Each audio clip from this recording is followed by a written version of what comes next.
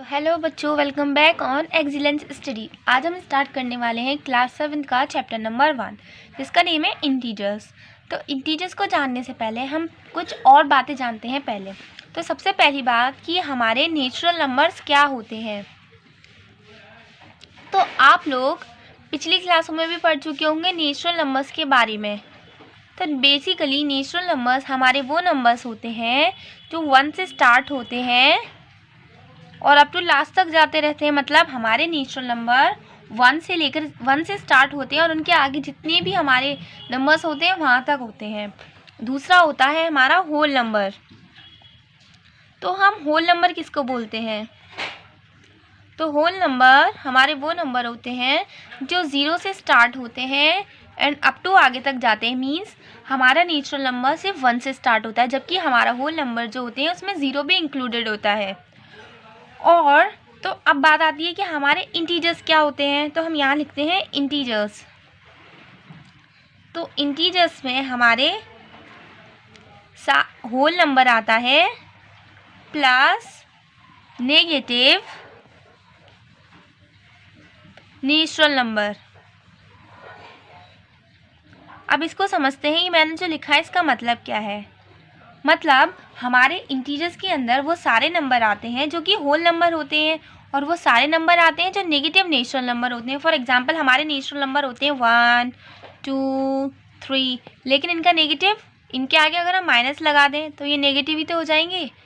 और whole number में हमारा 0 भी आता है और 1, 2, 3 ये सारी डिजिट्स भी आती हैं। इसका मतलब हमारे इंटीजर्स में सारे नेगेटिव नंबर्स 0 और सारे पॉजिटिव नेचुरल नंबर ये आते हैं। ठीक है, जैसे देखा जाए तो हमारी नेगेटिव काउंटिंग जहाँ तक होती है वहाँ तक से लेकर हमारी जहाँ तक पॉजिटिव काउंटिंग होती है वहाँ तक पूरा हमारे इंटीजर्स होते हैं।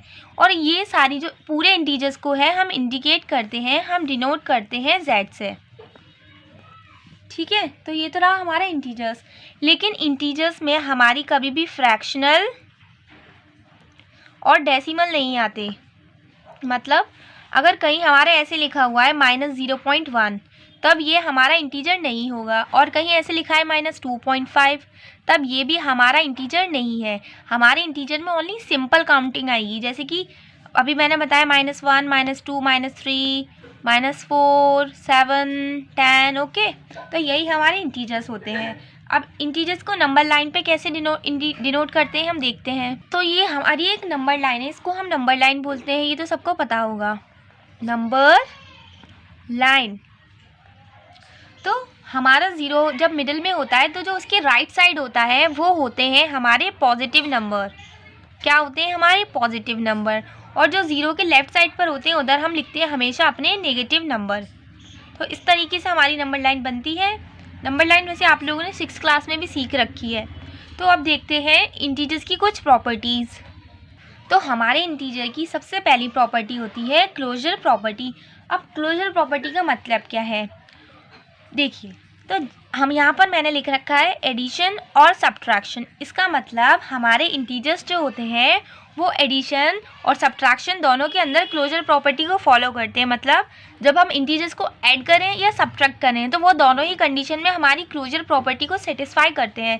लेकिन क्वेश्चन ये अराइज होता है कि क्लोजर प्रॉपर्टी होती क्या है। तो देखते हैं कि क्लोजर प्रॉपर्टी क्या होती है। तो देखो, जब हम किन्हीं दो इंटीजर्स का एडिशन करते हैं, यहाँ पर मैं लेती हूँ 2 और 3, तब कितना आंसर आएगा हमारा 5। या हम दो इंटीजर्स को सब्ट्रैक्ट करते हैं, फॉर एग्जांपल 2 - 1, तब हमारा आंसर क्या आएगा 1। तो यहाँ ये जो मेरा आंसर आया है प्लस कर 5, तो क्या 5 हमारा इंटीजर नहीं है? 5 भी हमारा इंटीजर ही है ना। और यहाँ जो सब्ट्रैक्ट करके माइनस में आंसर आया है हमारा माइनस कर 1, तो ये भी तो हमारा इंटीजर ही है ना। तो यहाँ से हमें एक बात पता चलती है कि जब भी हम दो इंटीजर्स को ऐड करते हैं तो जो उसका आंसर होता है वो भी हमें एक इंटीजर ही मिलता है। या हम दो इंटीजर को सब्ट्रैक्ट करते हैं तो जो हमारा आंसर होता है वो भी हमें इंटीजर ही मिलता है। ठीक है, तो एक आप लोग क्लोज का मतलब जानते होंगे, बंद, है ना। तो वही उससे कुछ सिमिलर है, नहीं है ये, कि जब भी हम इंटीजर्स को ऐड कर रहे हैं या सब्ट्रैक्ट कर रहे हैं तो हमारा जो आंसर आ रहा है वो भी एक इंटीजर ही आ रहा है। ठीक है। तो यही थी हमारी क्लोजर प्रॉपर्टी कि जब भी हम किन्हीं दो इंटीजर्स को ऐड करें, दो क्यों 3 4 5 कितने भी इंटीजर्स ऐड करें तो जो हमारा फाइनल आंसर आएगा वो भी एक इंटीजर आएगा। सिमिलरली जब हम सब्ट्रैक्ट करें 1 2 3 कितने भी इंटीजर्स को सब्ट्रैक्ट कर लें तो जो हमारा फाइनल आंसर आएगा वो भी इंटीजर आएगा। सारी बातें आपको अच्छे से समझ आ गई होंगी। इंटीजर्स में हमारे कौन कौन से नंबर आते हैं, सारे नेगेटिव, पॉजिटिव और जीरो नंबर्स, ठीक है। तो इसको हम क्या बोल सकते हैं कि whole number plus negative natural number जो होते हैं उनसे मिलकर हमारा एक इंटीजर बनता है। इंटीजर के सेट को मीन्स सारे के सारे इंटीजर्स कंबाइन करके, जैसे कि आप सारे बच्चों को कंबाइन करके हम बोलते हैं ना कि ये 7th क्लास के बच्चे हैं, उसी तरीके से जब हम सारे इंटीजर्स को कंबाइन करते हैं तो हम ये बोलते, इनको इंडिकेट करने के लिए, डिनोट करने के लिए हम यहाँ z का यूज़ करते हैं, ठीक है। फ्रैक्शनल और डेसिमल वैल्यूज़ हमारी इंटीजर्स नहीं होती। इंटीजर्स हमारे ओनली सिंपल काउंटिंग नंबर्स होते हैं। और नंबर लाइन पर हम हमेशा राइट साइड अपने पॉजिटिव इंटीजर्स को लिखते हैं और लेफ्ट साइड नेगेटिव इंटीजर्स को, और मिडिल में हमेशा हमारा 0 आता है, ठीक है। अब देखते हैं प्रॉपर्टी नंबर 2। अब हमारी दूसरी प्रॉपर्टी है कॉम्यूटेटिव प्रॉपर्टी। तो सबसे पहले हमारी क्लोजर प्रॉपर्टी एडिशन और सब्ट्रैक्शन दोनों फॉलो कर रहे थे, लेकिन हमारी कॉम्यूटेटिव प्रॉपर्टी सिर्फ एडिशन ही फॉलो करता है। अब देखते हैं कि कॉम्यूटेटिव का मतलब क्या होता है। तो यहाँ मैंने ऐसे लिख रखा है that a plus B is equals to B plus A. तो यहाँ जो a और b है ना, इसको हमने कोई दो इंटीजर्स ले रखे हैं। जैसे कि यहाँ मैं कोई दो इंटीजर लेती हूँ 1 और 2। अगर मैं 1 को 2 में ऐड करूँ तो हमारा आंसर आएगा 3। तो यहाँ पर मैंने 1 में 2 ऐड किया है, तो अगर यहाँ मैं 2 में 1 ऐड करूँ तब क्या आंसर आएगा, तब भी तो आंसर हमारा 3 आएगा ना। अब दूसरा एग्जाम्पल देखते हैं, जैसे 3 + 4 तब कितना आएगा, 7 ही तो आएगा। और यहाँ मैं पहले 4 लिख लूँ और बाद में 3 लिख दूँ तब भी तो आंसर 7 आएगा ना। इसका मतलब 1 + 2 इज इक्वल्स टू 2 + 1, जैसे हमने लिख रखा था a + b is equals to b + a, ठीक है। तो यही होती है हमारी एडिशन प्रॉपर्टी कि हम दो नंबर्स को कैसे भी ऐड कर सकते हैं, मतलब दो इंटीजर्स को कैसे भी ऐड कर सकते हैं। या पहले वाले इंटीजर में दूसरा ऐड कर दो या दूसरे वाले में पहला ऐड कर दो, आंसर हमारा सेम आएगा। लेकिन कॉम्यूटेटिव प्रॉपर्टी सिर्फ एडिशन फॉलो करता है, सब्ट्रैक्शन फॉलो नहीं करता। अब एक सब्ट्रैक्शन का एग्जांपल दिखाती हूँ मैं आपको। तो देखते हैं, जब हम 2 में से 1 सब्ट्रैक्ट करेंगे तब हमारा यहाँ 1 बचेगा, लेकिन जब हम 1 में से 2 सब्ट्रैक्ट करते हैं तो यहाँ हमारा -1 आएगा। अगर आपको सब्ट्रैक्ट करना ना आया हो तो थोड़ी देर वेट करें, मैं अभी समझाऊंगी आपको ये भी, ठीक है। तब देखते हैं कि दोनों कंडीशन में हमारे आंसर जो है वो अलग आ रहे हैं। एक जगह तो +1 है और दूसरी जगह -1 है। इसका मतलब कि जब हम a में से b सब्ट्रैक्ट कर रहे हैं तब आंसर कुछ और आ रहा है, और b में से जब a सब्ट्रैक्ट कर रहे हैं तब आंसर कुछ और आ रहा है। इसका मतलब हमारी कॉम्यूटेटिव प्रॉपर्टी सब्ट्रैक्शन फॉलो नहीं करता लेकिन एडिशन फॉलो करता है। अब देखते हैं प्रॉपर्टी नंबर 3। थर्ड प्रॉपर्टी है हमारी एसोसिएटिव प्रॉपर्टी। तो यहाँ पर मैंने लिख रखा है that a + b + c is equals to a + b + c, और यहाँ पर भी मैंने बताया है कि एडिशन ही ओनली एसोसिएटिव प्रॉपर्टी को फॉलो करते हैं। आप देखते हैं कि एसोसिएटिव प्रॉपर्टी है क्या। फॉर एग्जांपल यहाँ पे मैं 3 इंटीजर्स लेती हूँ और a b c भी हमारे कोई 3 इंटीजर्स हैं। तो यहाँ हम लेते हैं 2 + 3 + 5, 2 + 3 + 5। तो इस तरीके से तो मैंने प्रॉपर्टी लिख रखी है। इसका मतलब ये है कि पहले अगर हम ब्रैकेट वाले नंबर्स को ऐड करते हैं और उसमें ये वाला नंबर हम बाद में ऐड करें तो हमारा आंसर कितना आएगा, 10। सिमिलरली पहले हम अगर ब्रैकेट आगे सॉल्व कर ले, मतलब पहले हम शुरू के 2 नंबर्स को ऐड कर दें फिर लास्ट वाला ऐड करें, तब हमारा आंसर कितना आएगा, 10। तो दोनों ही कंडीशन में हमारा ये आंसर तो सेम आ रहा है। इसका मतलब एडिशन हमारा एसोसिएटिव प्रॉपर्टी को फॉलो कर रहा है, लेकिन सब्ट्रैक्शन क्यों नहीं करता। तो चलो सब्ट्रैक्शन का एग्जांपल लेते हैं। 1 - 2 - 3, 1 - 2 - 3। तो यहाँ पहले हम लास्ट वाले 2 को सब्ट्रैक्ट करेंगे फिर फर्स्ट वाले को, और यहाँ हम पहले स्टार्टिंग के 2 को सब्ट्रैक्ट करेंगे फिर लास्ट वाले को। अब देखते हैं, जब हम 2 में से 3 को सब्ट्रैक्ट करेंगे तो आंसर आएगा हमारा -1, ठीक है। और माइनस और माइनस प्लस हो जाता है, तो यहाँ हमारा आंसर आ गया 2। अब देखते हैं, यहाँ जब हम 1 में से 2 को सब्ट्रैक्ट करेंगे तो आंसर आएगा -1, और इधर है -3। तो माइनस और माइनस हमारे प्लस होते हैं, तो यहाँ हमारा आंसर आ जाएगा -4। तो दोनों ही कंडीशन में हमारा आंसर डिफरेंट है। इसका मतलब सब्ट्रैक्शन एसोसिएटिव प्रॉपर्टी फॉलो नहीं करता, लेकिन एडिशन फॉलो करता है। अभी आप लोगों को अगर ये सॉल्व करना ना आया हो तो थोड़ी देर वेट करें। ओके, अब देखते हैं प्रॉपर्टी नंबर 4 जो कि है हमारी एडिटिव आइडेंटिटी। तो 4th प्रॉपर्टी है हमारी एडिटिव आइडेंटिटी। तो एडिटिव आइडेंटिटी का मतलब क्या होता है? तो देखो, सबसे पहली बात तो कि हमारी इंटीजर्स के लिए जो एडिटिव आइडेंटिटी होती है वो होता है 0। अब कैसे? कि जब भी हम किसी इंटीजर में अगर 0 को ऐड करें तब हमें वापस से वही इंटीजर मिलता है, तो हम ये बोलेंगे कि 0 उसकी एडिटिव आइडेंटिटी है।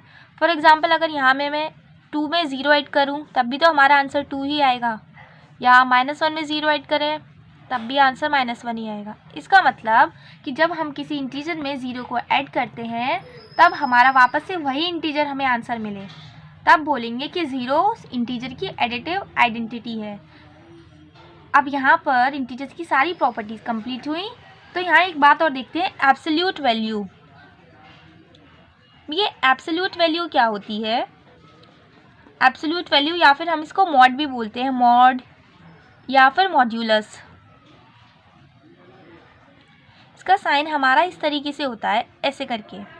तो जब भी हमारा कोई इंटीजर इसके अंदर लिखा होता है तो उसका जब हमारी एब्सोल्यूट वैल्यू आती है वो हमेशा पॉजिटिव आती है। तो अगर हमारे एब्सोल्यूट वैल्यू पूछी है -3 की तो उसका आंसर होगा 3। पॉजिटिव का तो पॉजिटिव रहेगा ही, उसको चाहे उसकी एब्सोल्यूट वैल्यू हो या वो मॉड्यूलस में लिखा है या नहीं भी लिखा था तो वो पॉजिटिव ही रहेगा। लेकिन अगर हमारी यही नेगेटिव वैल्यू है अंदर, तो जब हमसे उसकी एब्सोल्यूट वैल्यू या उसका मॉड या मॉड्यूलस निकलवाएंगे तब वो हमेशा वो पॉजिटिव में ही उसका आंसर आएगा। तो यहाँ सारी प्रॉपर्टीज़, उसकी डेफिनेशन और एब्सोल्यूट वैल्यू कंप्लीट होती है। अब तो यहाँ पर अब देखते हैं कि साइंस जब हमारे मल्टीप्लाई में होते हैं तब कैसे सॉल्व करते हैं। फॉर एग्जांपल, अगर यहाँ हमें 2 इंटीजर्स दे रखे हैं और उनकी वो पॉजिटिव में है और उनका जब हम मल्टीप्लाई करेंगे तब जो हमारा आंसर आएगा वो भी हमें पॉजिटिव ही मिलेगा। ठीक है। अब सेकंड कंडीशन है कि अगर हमारे एक इंटीजर के आगे माइनस साइन लगा है और दूसरे के आगे प्लस साइन लगा है, तब हमारा आंसर सॉल्व तो मल्टीप्लाई कर कर ही आएगा, लेकिन वो जो आंसर आएगा उस आंसर के आगे हमारा माइनस का साइन लगेगा। फॉर एग्जांपल, -3 का मल्टीप्लाई जब हम 2 से करेंगे तो जो हमारा आंसर आएगा 3 2 6, लेकिन उसके आगे साइन लगेगा माइनस का। ठीक है। सिमिलरली, अगर पहले प्लस और बाद में माइनस का इंटीजर है और जब हम उसका मल्टीप्लाई सॉल्व करेंगे तभी भी हमारे आंसर में माइनस का ही साइन लगेगा। जैसे 3 मल्टीप्लाइड बाई -2, तो 3 2 6 होगा और साइन माइनस का लगेगा। इसी तरह जब हम माइनस और माइनस के इंटीजर्स गिवन होंगे और उनके बीच में मल्टीप्लाई सॉल्व होगा तब हमारा आंसर जो है वो पॉजिटिव में आएगा। मीन्स -2 मल्टीप्लाई बाई -2, तो 2 2 हमारे 4 होंगे और इसके आगे मतलब कोई साइन नहीं, ये पॉजिटिव है, पॉजिटिव में कोई साइन नहीं लगाते, हम ऐसे ही रहने देते हैं। अब वही देखते हैं कि अगर एडिशन में दे रखा होता है, तो जैसे हमें यहाँ दे रखा है दैट 4 + 4 दोनों ही हमारे पॉजिटिव नंबर्स हैं, तो इनका जो आंसर आएगा ना वो हम प्लस करके ही निकालेंगे। तो पहली बात तो जो हमारा आंसर आएगा वो प्लस कर कर ही आएगा। ठीक है। और जो साइन आएगा, साइन हम हमेशा वो वाला लगाते हैं जो हमारा बड़ा नंबर होता है उसके आगे लगा होता है। ठीक है। तो इसमें तो दोनों ही प्लस के होंगे तो हमारा साइन भी प्लस का ही लगेगा, और प्लस का साइन मतलब कुछ साइन नहीं लगाते हम। ठीक है। अब अगर माइनस और प्लस है, मतलब एक इंटीजर माइनस है और दूसरा इंटीजर प्लस है, अगर हमें उसको ऐड करना है तो ऐड करने की जगह हम इस कंडीशन में सब्ट्रैक्ट करते हैं। ठीक है। और साइन हम वही लगाएंगे जो हमारा बड़ा नंबर होगा, तो जो बड़ा नंबर होगा उसका वाला साइन लग जाएगा। इसके लिए एक एग्जांपल देखते हैं, जैसे -4 + 2, क्योंकि यह माइनस और प्लस हमारा माइनस हो जाएगा तो हम इसको सब्ट्रैक्ट करेंगे, तो 4 में से 2 सब्ट्रैक्ट होगा तो 2, और जो साइन है ना हमारा बड़ा वाला माइनस के आगे, मतलब 4 के आगे माइनस है, तो जो बड़ी डिजिट के आगे साइन है वही हमारे आंसर के आगे लगेगा। ठीक है। ऐसे ही अब हमारा थर्ड देखते हैं, जब 2 इंटीजर्स हमें माइनस में दे रखे हैं तो वहाँ हम प्लस से सॉल्व करेंगे, और साइन इसमें तो अब दोनों के सेम ही है तो हमारा साइन माइनस का आएगा। फॉर एग्जांपल -2 और -2, तो माइनस और माइनस हो जाएगा प्लस। इसका मतलब जब हम 2 में 2 ऐड करेंगे तो हमारा आंसर आएगा 4 और साइन आ जाएगा माइनस का। फोर्थ कंडीशन में है दैट प्लस एंड माइनस, तो प्लस और माइनस हमारे माइनस होता है। ठीक है। और साइन हम फिर से वही लगाएंगे जो हमारा बड़ा वाला नंबर होता है। फॉर एग्जांपल 4 + -2, तो देखो यहाँ मैंने अभी बताया था कि जब प्लस और माइनस मल्टीप्लाई में होता है तब हमारा माइनस हो जाता है, ठीक है। तो जब हम 4 में से 2 सब्ट्रैक्ट करेंगे तो आंसर आएगा हमारा 2 और साइन लगेगा जो बड़ा नंबर है, मीन्स 4 बड़ा है। ओह दिखा नहीं, देखो तो प्लस और माइनस होता है हमारा माइनस, तो यहाँ माइनस का साइन आ गया। और क्योंकि हमारा 4 में से जब हम 2 सब्ट्रैक्ट करेंगे तो 2 आएगा और जो डिजिट बड़ी होती है उसका वाला साइन लगता है। तो यहाँ 4 हमारा बड़ा है, पॉजिटिव इंटीजर है, तो यहाँ पॉजिटिव के लिए तो हम कोई साइन लगाते नहीं है। तो चलो अब देखते हैं एक्सरसाइज इसकी। हमारे चैप्टर नंबर 1 की एक्सरसाइज 1.1 डिलीटेड है। तो अब देखते हैं एक्सरसाइज 1.2 का क्वेश्चन नंबर 1 का पार्ट ए। तो इस क्वेश्चन में हमसे बोला है कि हमें पेयर ऑफ इंटीजर्स लिखने हैं, मतलब 2 ऐसे इंटीजर्स लिखने हैं जिनका सम कर कर हमें -7 आंसर मिले। तो देखते हैं। तो सबसे पहले इसमें एक चीज़ नोटिस करेंगे हम, दैट हमारा साइन माइनस का लगा है। इसका मतलब जो हमारा बड़ा वाला इंटीजर हो ना उसके आगे हमेशा नेगेटिव का साइन हो, तभी हमारा आंसर जो है वो नेगेटिव में आएगा। तो यहाँ हम -4 प्लस करें अगर -3 को, तब हमारा आंसर -7 आ सकता है। आप देखो कैसे, जब भी प्लस और माइनस मल्टीप्लाई में होते हैं तब उस जगह हो जाता है हमारा माइनस, ठीक है। और माइनस जब एडिशन में होते हैं तब हम हमेशा ऐड करेंगे। क्या करेंगे? ऐड। तो जब हम 4 में 3 को ऐड करेंगे तब हमारा आंसर आ जाएगा 7। और यहाँ साइन कौन सा लगता है? हमेशा जो बड़े वाले नंबर के आगे होता है। तो 4 के आगे माइनस है तो यहाँ पे भी माइनस। तो बस ए पार्ट सॉल्व होता है। अब देखते हैं पार्ट नंबर बी। अब बी पार्ट में हमसे बोला है दैट 2 ऐसे इंटीजर्स लेने हैं जिनका माइनस कर कर हमें -10 मिले। अब इसमें भी आप देख सकते हैं कि जो हमें आंसर चाहिए उसके आगे नेगेटिव का साइन है। इसका मतलब जो हमारा बड़ा वाला इंटीजर है वो नेगेटिव होना चाहिए। तो यहाँ हम लेते हैं -5, क्योंकि हमें डिफरेंस कर कर ये आंसर लाना है इसलिए बीच में माइनस ही होगा, -15।